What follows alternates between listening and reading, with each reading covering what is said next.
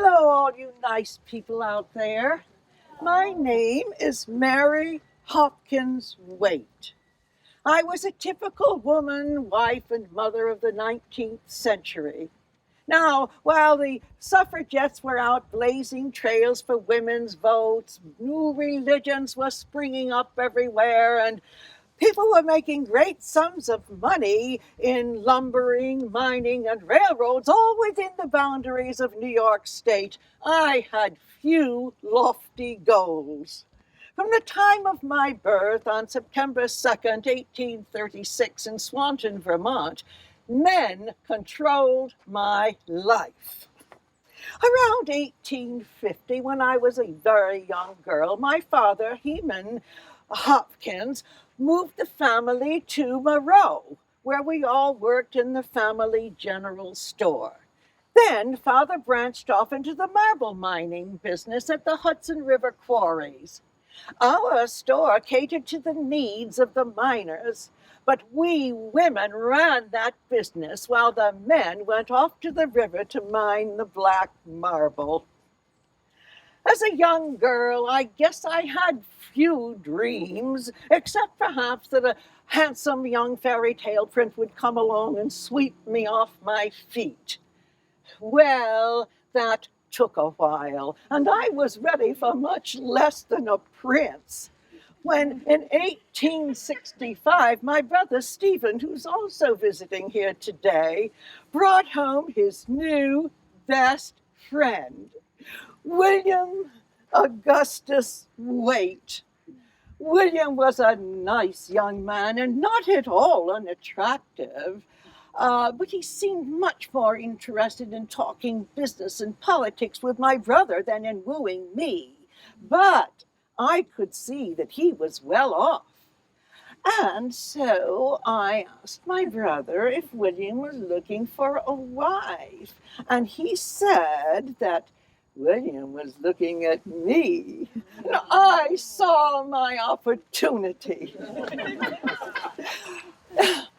On September 6, 1866, when I was 30 years old, we married, and my identity changed from being Mary Hopkins, the spinster who ran the family store, to becoming Mrs. William Augustus Waite. And I didn't mind that change because that was the way of our life. And I was proud of him. But let me tell you his life story. William Augustus Waite considered himself to be a self-made businessman who rose to distinction right here in Glens Falls. But beneath it all was the heart and the soul of a writer and a poet. And it was years before I knew that little secret. He made his way in life devoted to family, his church, and his bank. At the time of his death, William had accrued over $50,000 that took care of me through my 90s and our daughter Winifred into her 80s at what is now 135 Warren Street. Oh, but I'm getting ahead of his story. For his story was not unlike those written by Horatio Alger, whose rags to riches stories were the genre of writing were so popular during my lifetime. Our son Arthur really liked those books. Well, William was born in Saratoga County to David and Elizabeth Waite. His father worked for others on farms and eventually bought his own property in Hadley, where he was also made postmaster for a few years. Well, while William was growing up in Hadley in the Waite household, he attended country school for a common education. But then, at the age of 14, he declared that he knew it all. And he left home and moved to the big town of Glens Falls. Well, now, William was a good talker and an interesting fellow, and people were willing to help him out even at that young age. He learned early on that a smile and a handshake were worth as much in those days as an education. Oh, he was a lean young man with flashing eyes, hard to resist by young and old and women and men.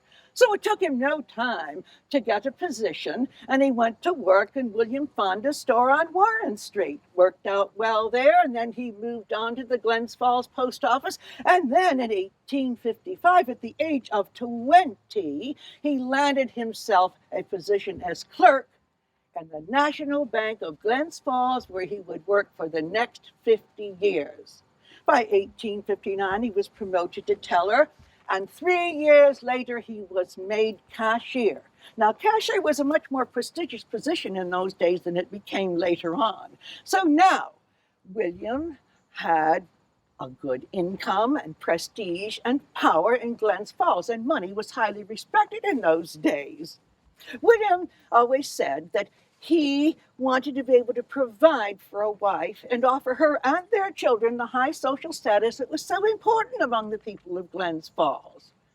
Well, he joined the Church of the Messiah, which was the most highly respected church among the wealthy in the 1860s. And then he became a director for Crandall Public Library, where he got to be quite friendly with Henry Crandall, and that didn't hurt him any in the prestige department. William didn't serve in the war between the states, but he was chosen to serve on the Permanent War Commission that helped the soldiers to assimilate back into society. And he took care of the wounded and the insane and made sure that they were properly cared for. From this work, he was named a trustee of the village of Glens Falls. And this was in 1865. So now his value, his worth, and his power were all in place. So William went out looking for a wife to make the family and share a life. And that's when he met me. After a year of courtship, we were married. After a year of love and romance, we gave birth to our first child, a boy named Edward. And he was followed by Arthur in 1870, Bertha in 1872, Winifred in 1873, and Elsie in 1876. Well, you would have thought that all of this love and romance and birthing of babies 5 and 10 years would have worn me out, but it didn't. I thrived on those warm, close years and loved being William's wife and mother to our children. We lived at 58 Elm Street for 18 years, where we raised these children. It was right across from Bacon Street, a nice family neighborhood close to downtown. Well, William continued at the bank, and while we lived well, we were frugal and saved our money. And William continued to work in the Church of the Messiah, was appointed trustee again, and life went on.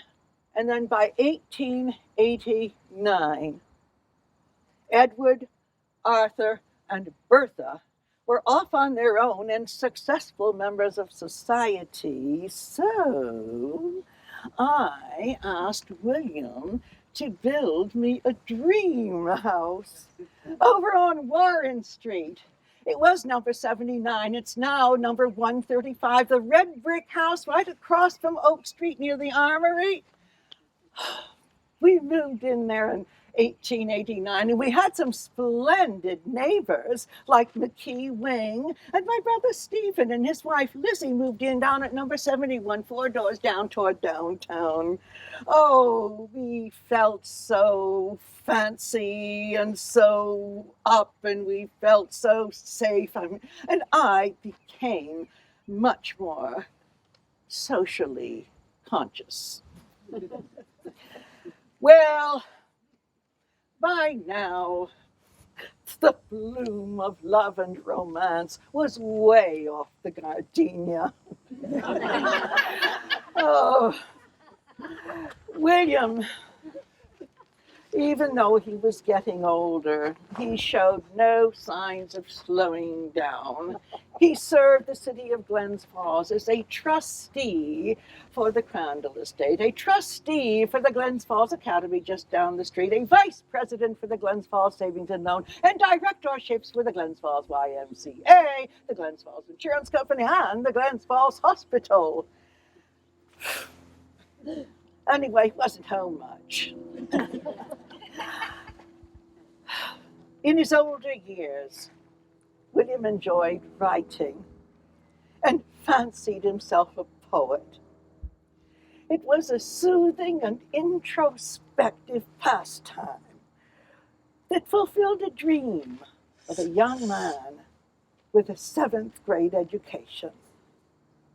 He was taken from this world on October 27, 1906. 1 month out of being 71. I lived almost 25 years after William's death. Winifred and I were hospital volunteers. We continued to be active in the Church of the Messiah. But we so enjoyed that Warren Street house. We felt safe there. We watched all the changes in the neighborhood, from the Hoops and the Hydes and the Cunninghams to the Rialto Theater, from horse and buggies to cars. We enjoyed watching the laborers from the East End, from Lower Warren and Haskell and Platt and the other ethnic streets, walking past our house on the way to work, in the factories. In the summer, we could sit on the porch and hear the singing and the partying from the East End, just a half a mile away.